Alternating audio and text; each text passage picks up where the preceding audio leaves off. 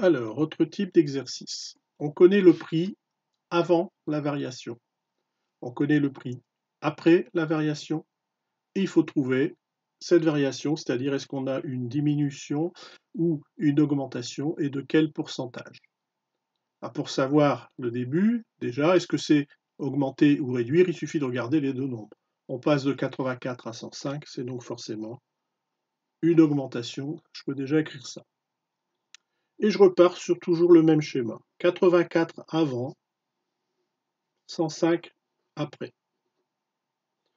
Dans des exercices précédents, nous avions vu que si on connaît le coefficient multiplicateur, si c'est un nombre plus grand que 1, je vais trouver que c'est une augmentation et je vais pouvoir trouver le pourcentage si je connais le nombre. Par exemple, si je sais que c'est multiplié par 1,20, je sais que c'est augmenté de 20%. Et si c'est une multiplication par un nombre plus petit que 1, ce sera une réduction. Par exemple, si je multiplie par 0,70, ça veut dire que c'est une réduction de 30%. Parce qu'entre 70 et 100, il y a 30. Multiplié par 0,70, c'est diminué de 30%. Donc on va chercher finalement quel est ce coefficient multiplicateur que pour l'instant, on ne le connaît pas. Donc 84 multiplié par quelque chose donne 105. Je vais l'appeler K, ce coefficient. Là, je vais chercher combien il vaut.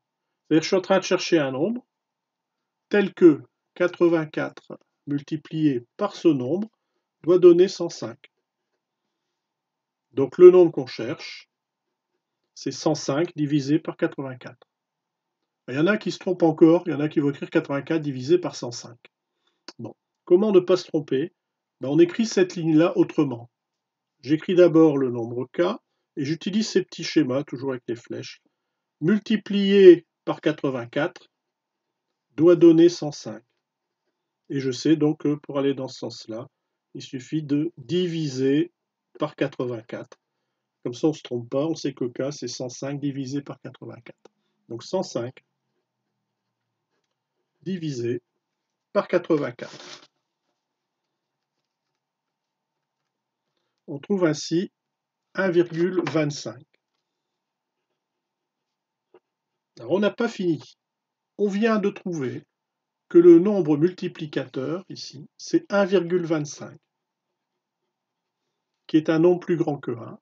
C'est bien une augmentation. Et il faut maintenant trouver le pourcentage.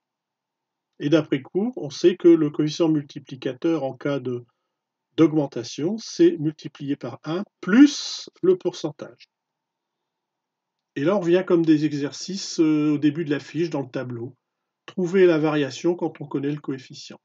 Donc 1 plus combien? Combien il manque ici pour arriver à 1,25? Il manque 0,25. Ce qui correspond donc à un pourcentage de 25 sur 100. 25%. Et je peux donc maintenant donner ma réponse ici. C'était une augmentation de 25%. Donc, quand on cherche la variation, connaissant le nombre avant, le nombre après, il faut d'abord chercher le coefficient multiplicateur à l'aide de ces deux nombres et en déduire ensuite le pourcentage. Le cas suivant, on connaît le nombre avant, 150, on connaît le nombre après, 127,5. Je peux déjà, en observant, dire que ce sera une réduction puisque le nombre obtenu après est plus petit que celui avant. Je fais mon petit schéma. 150 qui doit donner 127,50. Quel est le coefficient multiplicateur? Eh bien, c'est ça la question finalement. Par quoi on multiplie? Je vais l'appeler K. C'est-à-dire 150 fois K égale 127,5.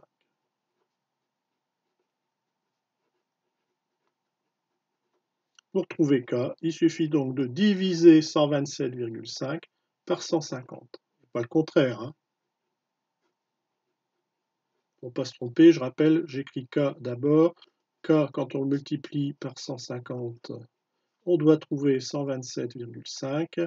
Donc, à l'envers, je fais une division par 150. Ce qui donne K, c'est 127,5 divisé par 150. qui est logique, hein, qui va donner un nombre plus petit que 1, puisque c'est bien un nombre plus petit que 1 qu'on doit trouver, puisque on a vu que ça allait être une réduction. Ce qui nous donne 0,85. Alors on n'a pas terminé, on a trouvé que c'est 0,85. Maintenant, il faut voir quel pourcentage de réduction était donc ici. Eh bien, dans le cours, on sait que multiplié par 0,85, une réduction, c'est en fait multiplié par 1 moins le pourcentage. Il faut donc trouver le nombre qui est ici. Combien on enlève à 1 pour que ça fasse 0,85? Ben, c'est 0,15. Pourquoi? Ben, 1 moins 0,85, ça fait 0,15. La différence entre 0,85 et 1, c'est 0,15. Ce qui fait multiplier par 1 moins, et je transforme ce nombre décimal en fraction de dénominateur 100, c'est 15 centièmes. Voilà le pourcentage ici, 15 centièmes, je peux écrire la réponse. C'est une réduction de 15%. Voilà pour ces exercices.